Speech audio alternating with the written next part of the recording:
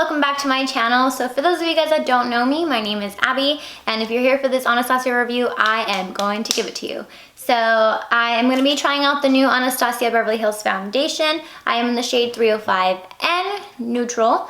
Just so you guys know, the shade range is a little weird when it comes to undertones.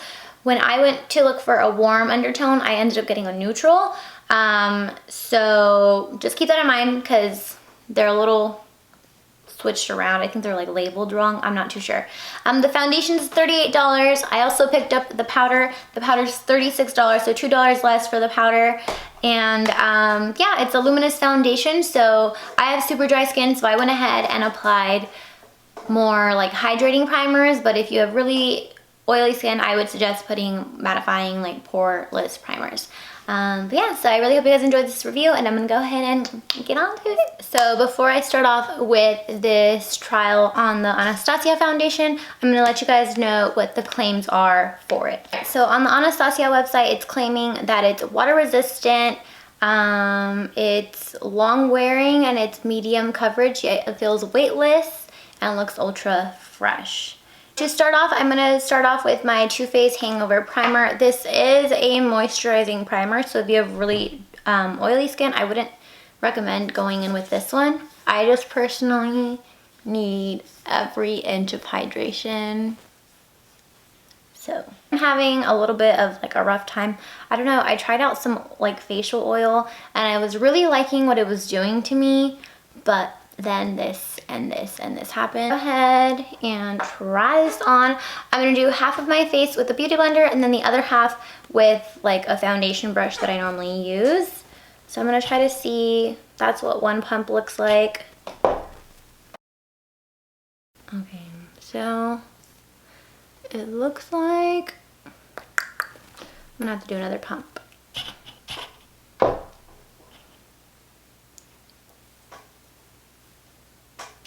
On this half of my face, I'm going to go in with this Morphe brush. It's just like an angled foundation brush.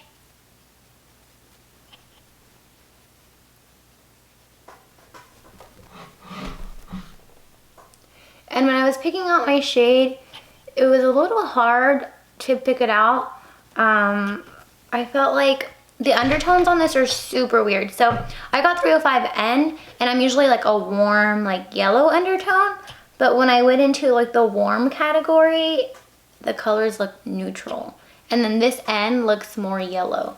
So I don't know if their undertones just run differently. For it being kind of luminous, it definitely does dry out pretty fast. So I don't really know how that works. Was the side with the brush.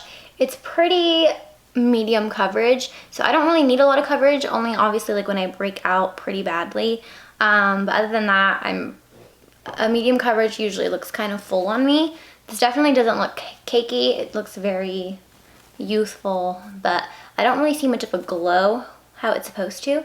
And I don't know if it's just me, but I'm kind of noticing it from when I first swatched it. It looks like it's oxidizing just a tad bit. So so it's gonna be with my damp beauty blender.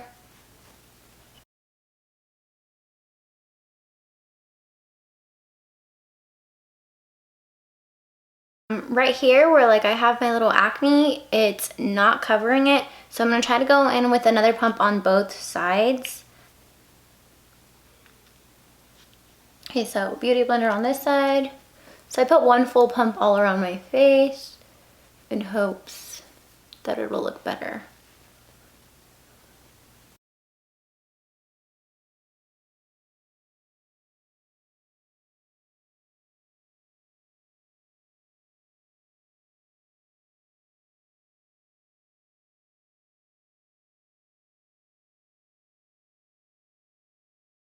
I went ahead and applied my concealer. I used Tarte Shape Tape, that's what I always use.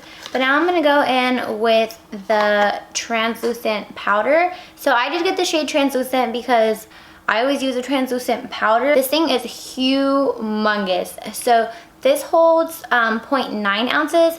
My Cover FX one has like 0.3, I think. So it's pretty ginormous. And I'm gonna do one side just because I want to see what it looks like. I'm just gonna do the stuff I normally do. So I'm gonna go in with my MAC Give Me Sun. I'm having a little bit of a difficult time blending. And I think it's because of the foundation. Blush, as always, I'm gonna go in with Luminous from Milani. Now, I think I've baked long enough under here, so I'm gonna swoop this powder off so I can see the difference in my eyes.